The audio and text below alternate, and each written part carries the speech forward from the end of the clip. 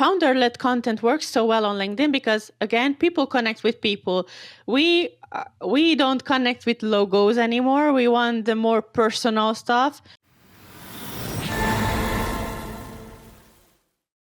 Welcome back to Land the Talk. I have a special guest. We have Nikolett Jaksa, who's going to drop some gems on us about LinkedIn, but also about ways that nonprofit leaders and speakers can get on more stages. Nikolett, how are you doing this morning?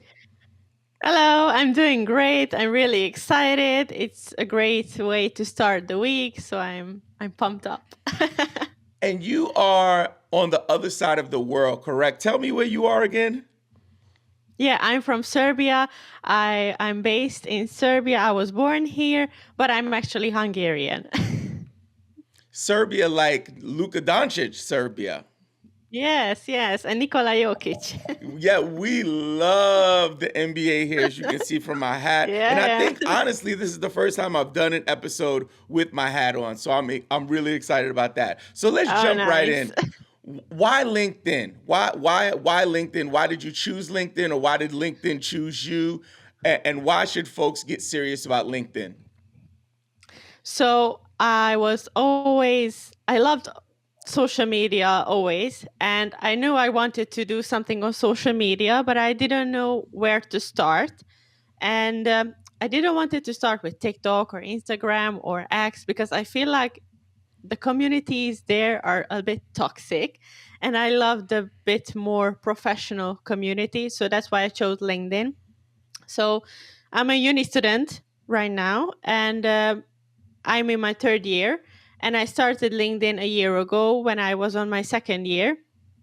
So I started writing posts about productivity, or some random stuff, and later I discovered some creators that were sharing quality stuff, and I started consuming their content, and I really liked what they are talking about, and I started learning that and digging deep into that topic, personal branding, and that's how it came. So basically, LinkedIn or personal branding found me. That's awesome. And you mentioned that some of the other platforms were a little toxic. Can you give me some examples of that, and maybe what folks should look out for when they're on social?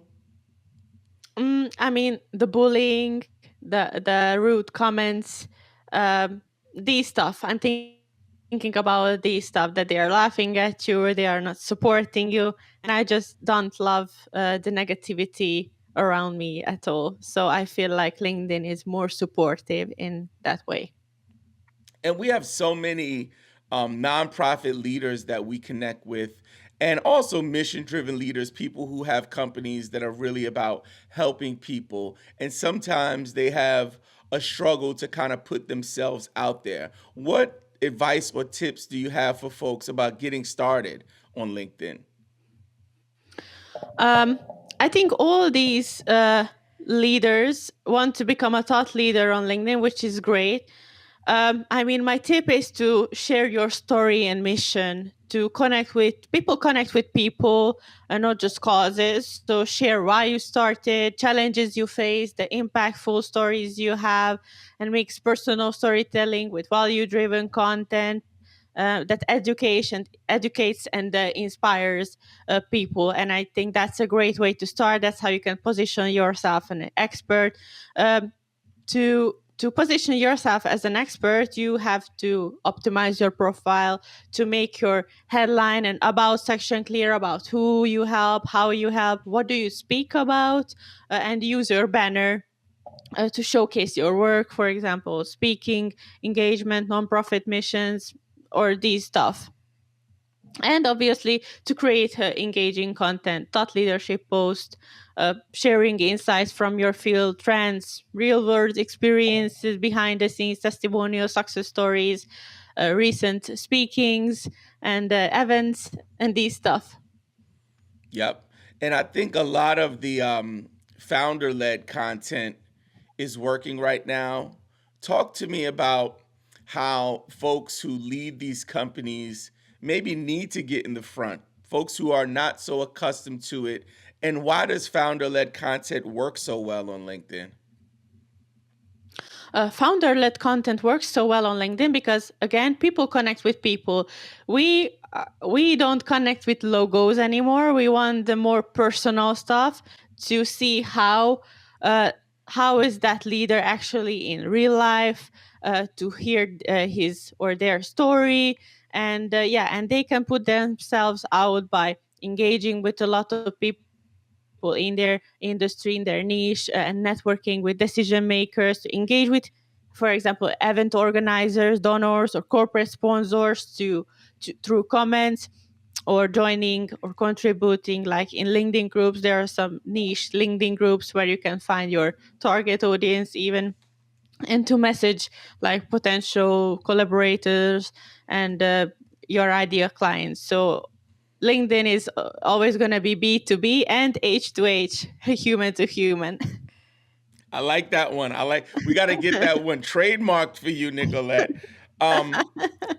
You mentioned LinkedIn groups, and I think that's a discussion that I don't see happen enough in the space. Talk to me a little bit about LinkedIn groups and how folks can leverage those. Maybe some specific technical tips and advice around getting started with LinkedIn groups, and why is it such a benefit? There are some specific LinkedIn groups that depends on what industry are you in. There are some like inspirational groups, and when you're posting, you can post your post in those groups too, so the people who are in that group can see you, and maybe they can be your ideal audience, especially if you're in a group that fits your industry, or your ideal clients are in that. So it's a great way to get exposure or visibility there. Very good. And you also talked a little bit about networking. And I think for our audience, many of which are folks who aspire to get on more stages to speak, you talked about networking with event organizers and things of that nature. Yeah. What are some of the best practices of getting into the DMs, for example, to connect with people? Maybe some do's and don'ts of things that they should or should not do when they're trying to Yeah. connect in the DMs. Yeah. So you can find these event organizers, or leaders who are organizing these events in the comments, or likes on other posts. And the do's and the don'ts in the comments, I mean the DMs, obviously, to not pitch them, to don't write a salesy message for the first time. Always try to have a conversation with them first. What are they organizing? What is the event going to be about? Who else are going to speak on those events? And just to have a casual conversation. And later, if you see that they are willing to talk with you, then you can shift the conversation through for business. Very good, very good. Um, I think that's a conversation that I have a lot with folks around their entry into the conversation, because I think there's a lot of first message pitches.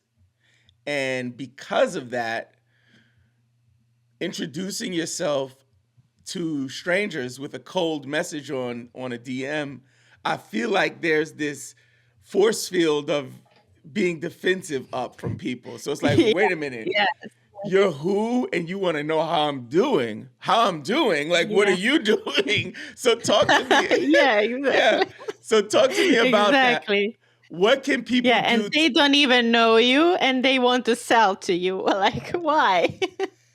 So talk to me. Let's talk Yeah. about that a little bit, because I think it's a topic that gets some attention. But for me, just be because this is my first year, like really going all in on LinkedIn, and I've been super active on the other platforms, but here on LinkedIn, I'm noticing this trend. Talk to me about ways that people who are new to LinkedIn and they want to get active in the DMs, how can they get over that hurdle of just getting people to open up? Yeah, I mean, you should be interested in that person that you are trying to talk to, like genuinely, and to ask them questions about how has LinkedIn been performing for them, what events have they spoken, what are their experiences. So just stuff that so you can show that you are genuinely interested in them, and you just don't want the benefits from them. So it's like to be more human, to be more, to go with the flow, to go with the conversation, to not be strict, uh, to be focused on the business only, to build, rather build a relationship first. I love that. I love that. Um, Now, I know some people who are on LinkedIn are using different versions of it. So there's the premium and the sales navigator. What's your position on that when you talk to clients and people that you work with when they're interested in maybe doing the premium or sales navigator? What kind of recommendations do you have around that? I tried the Sales Navigator package for like 30 days. That was the free trial. I didn't use the Sales Navigator to the fullest. It didn't work for me. I don't like it. So right now I have the business, so I can have more connection requests to send, and more email messages. So that means that I can message folks that are not my connections. And yeah, and I can see my profile viewers and more analytics that are important to me. Great.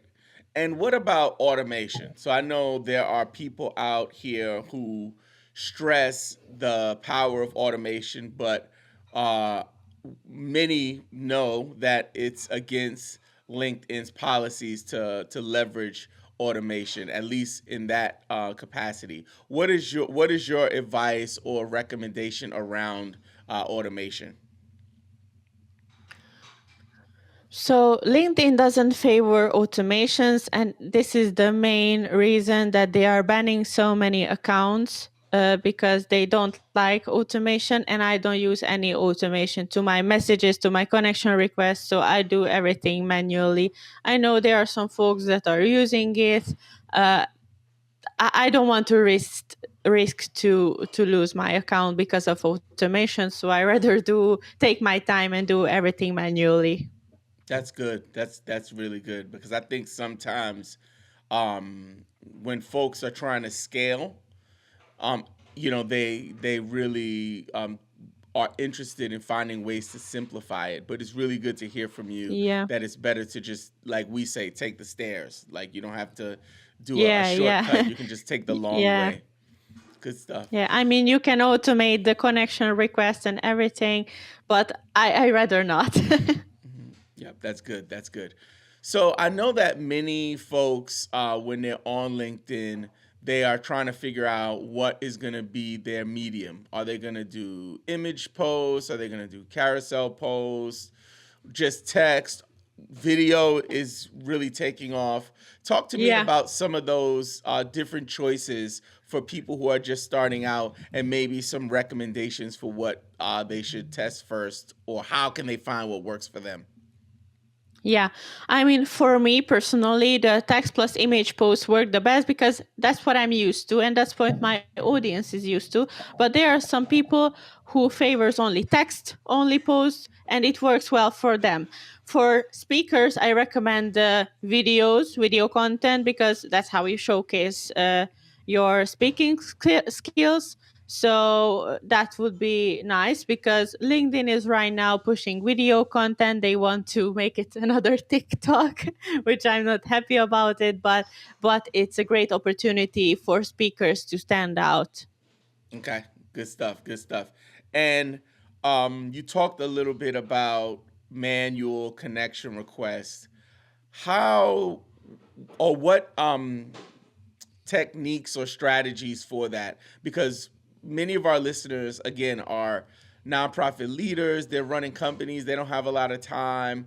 What are some ways that they can optimize their time to actually be able to manage their account and still take advantage of whatever their connection request threshold is? How can they get the most connection requests out there?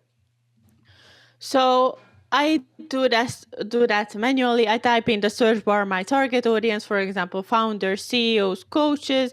I set the the regions I'm interested in, and all these filters you have with premium. You can search people there, and always make sure you connect with second and third degree connections as well, because the first degree connections are those who you're already connected to.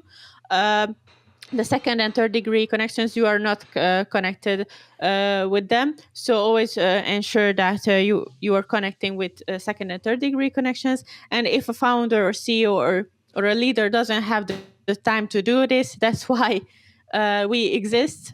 We as well as ghostwriters, we do all this profile management and engagement and targeted networking, content creation, and all these good stuff. Struggling to find time for social media? Unsure how to make it work for your brand? Do you feel like you're getting left behind? Guess what? We help busy leaders like you take the guesswork out of social media. From full service solutions and fractional strategy support to award winning video production and quarterly audits, we handle the heavy lifting so you don't have to. Imagine having a social media presence that drives results without sacrificing your time or energy. We're only accepting a few clients this year, so don't wait. Visit bit.ly/Robin for hire to hop on a free call to see if we'd be a good fit for each other. Again, that's bit.ly/Robin for hire.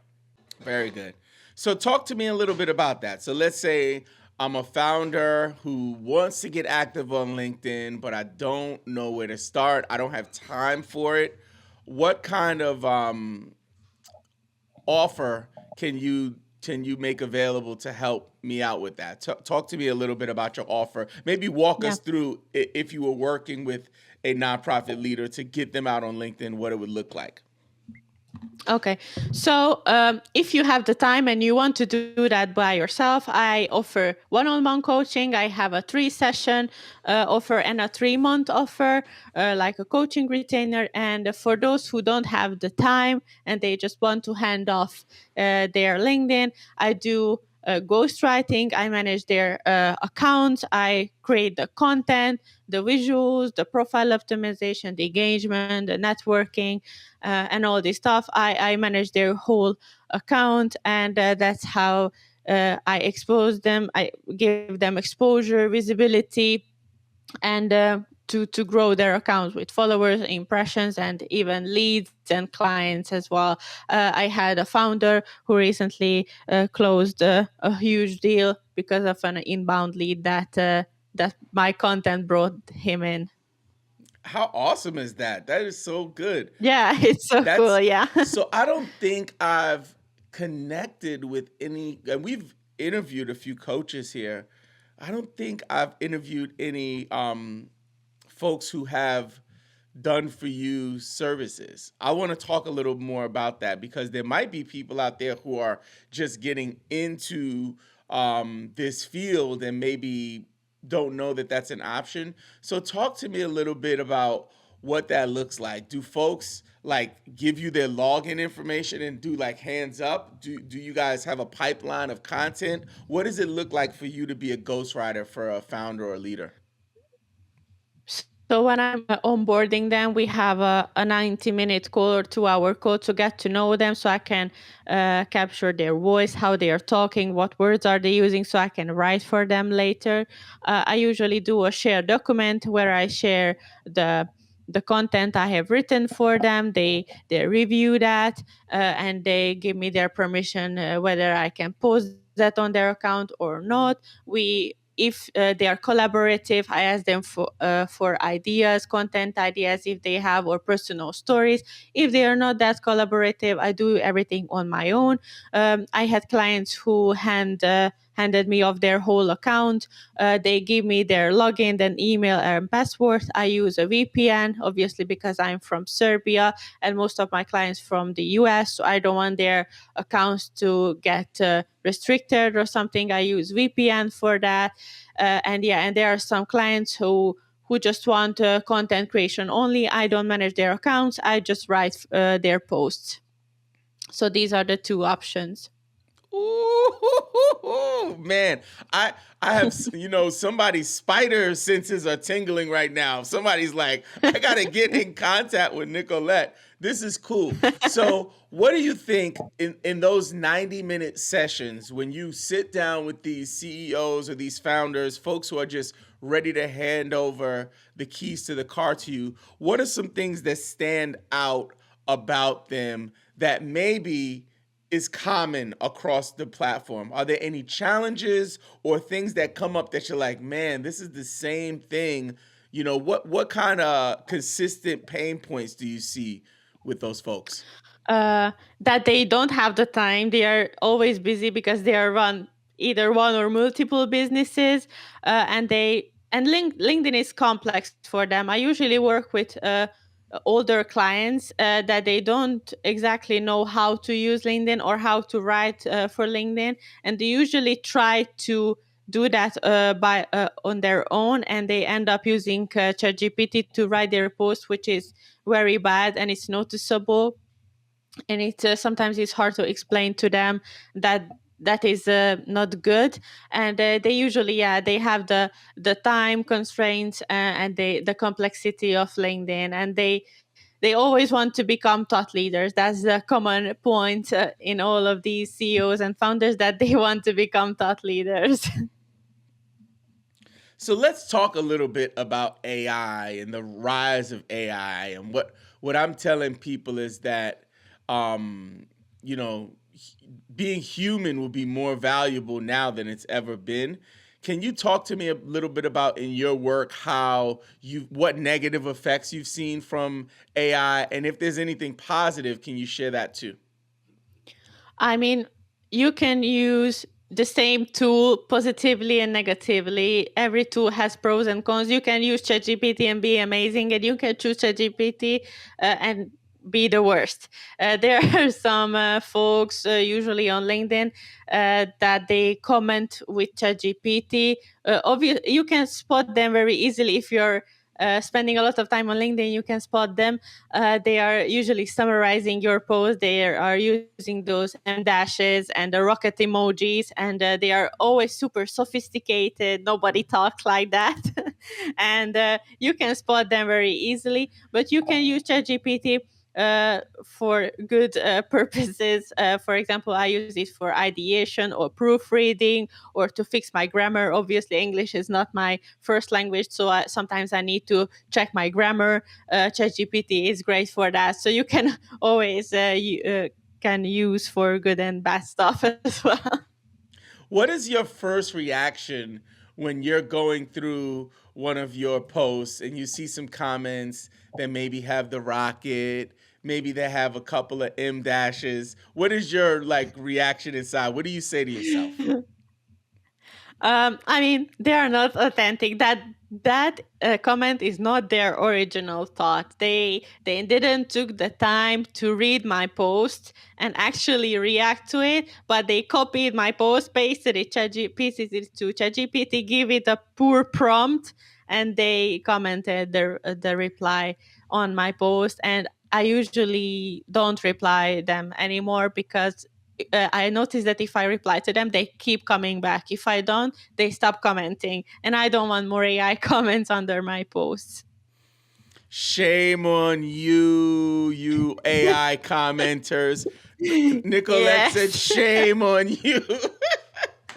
Nikolett, this has been super. Yes.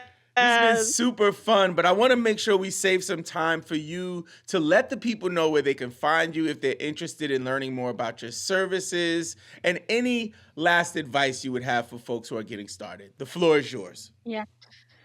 Today, I released or launched my free 7-day training. It is an email course. Everybody can access it. I have a website, which is www.nikolettjaksha.com, and they can find me there. And obviously on my LinkedIn, I usually reply to all of my DMs, so everybody can DM there. I have an open profile. that premium feature, that as well, that everybody can DM me. And yeah, they can contact me on my website and email as well. Nikolett, it has been an absolute honor. I've learned so much from watching you over the last couple of months. So I'm just grateful to have a little bit of your light on our show. And we hope that you'll come back soon. Yeah, I hope so. I really enjoyed this episode. I love that this is just, we would just went with the flow. All right. Thank you so much, Nikolett. Thank you so much.